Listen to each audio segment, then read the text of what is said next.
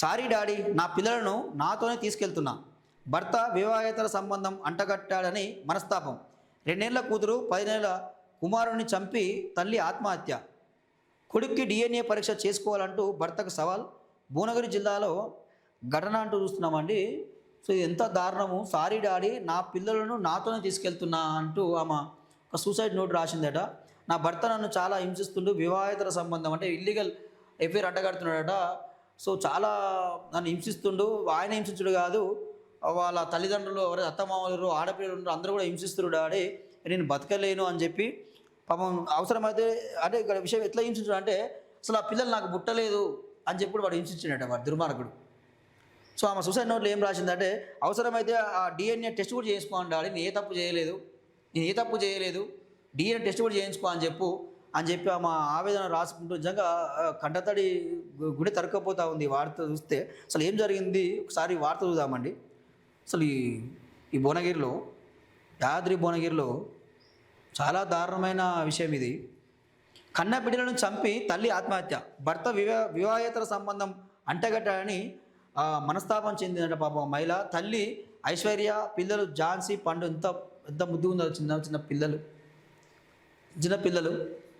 యాదాద్రి భువనగిరి జిల్లా గొల్లగూడెంలో ఘటన. వివాహేతర సంబంధం అంటగట్టి భర్త చేస్తున్న వేధింపులు తాళలేకపోయిన భార్య తీవ్ర నిర్ణయం తీసుకుంది.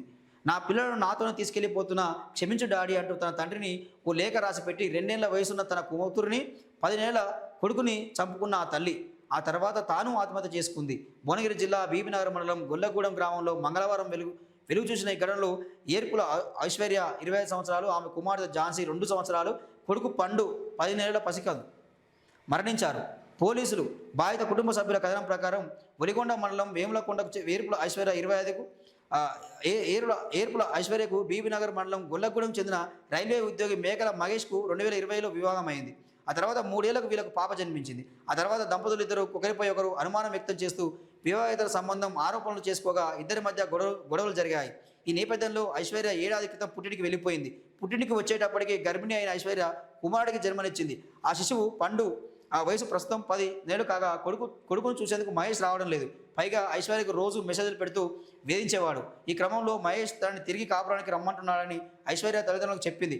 మహేష్ తన అత్తమామలపై ఐశ్వర్య తల్లిదండ్రులు కోపంగా ఉన్నాడని తెలిసి ఆమె పెదనాన్న వేములకొండ గ్రామ సర్పంచులు ఏర్పుల వెంకటేష్, శ్యామలమ్మ దంపతులు ఐశ్వర్య సోమవారం సాయంత్రం గొల్లగూడెంలోని అత్తగారింట్లో దిగబెట్టారు. విషయాన్ని మహేష్కు తెలియజేసిన వారు ఐశ్వర్య పిల్లలను భద్రంగా చూసుకోవాలని మహేష్ తల్లిదండ్రులకు నరసింహ, సత్తమ్మ చెప్పి వెళ్ళిపోయారట.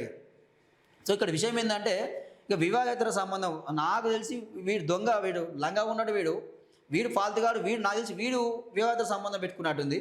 వీడు పెట్టుకొని పాపం భార్యని హింసిస్తూ ఉన్నాడు ఆమెను. సో ఆమెని మెసేజ్లు పెట్టి మాటలతో హింసిస్తూ ఉన్నాడు.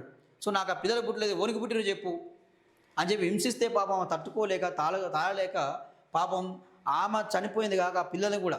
సో నేను లేకపోతే నా పిల్లలు ఎట్లా బతుకుతారు, ఎట్లా చూసుకుంటాడు ఇప్పుడు వాడు పోనీ ఆమె చనిపోయి పిల్లల్ని ఉంచుదామన్నా కానీ వాడు అనుమానపడుతుంది కదా ఇక భర్త. అసలు పిల్లలు నాకు పుట్టలేదని చెప్పి అనుమానపడుతుంది కదా వాడు. సో ఆమె అంత అంటే ఎన్ని మాటలు అని ఉంటాడు, ఎంత క్షోభ పెట్టి ఉంటాడు, ఆమె ఎంత ఆవేదనకు గురయ్యింది, ఎంత మానసిక క్షోభకు గురైతే ఈ నిర్ణయం తీసుకుంటుంది. ఇలాంటి దారుణాలు చాలా ఉన్నాయి. వాస్తవానికి చెప్పుకోలేక చాలామంది ఈరోజు చాలా బాధపడుతూ ఉన్నారు. కొంతమంది తల్లిదండ్రులు కూడా మీకు ధైర్యం చెప్పాల్సిన అవసరం అయితే ఉన్నదమ్మా ఆడపిల్లలకి. ఎందుకంటే మీరు పెళ్లి చేసినాం అయిపోయింది, సో ఇక పోగే నీ మోహంతో సస్త సావు బతుకు అనడం అయితే కరెక్ట్ కాదు. కొంత వాళ్ళకి ధైర్యం చెప్పాలి, వాళ్ళకి అండగా నిలవాల్సిన అవసరం అయితే ఉన్నది. ఇక తెల్లారేసరికి విగత జీవులు అయ్యారటిగా.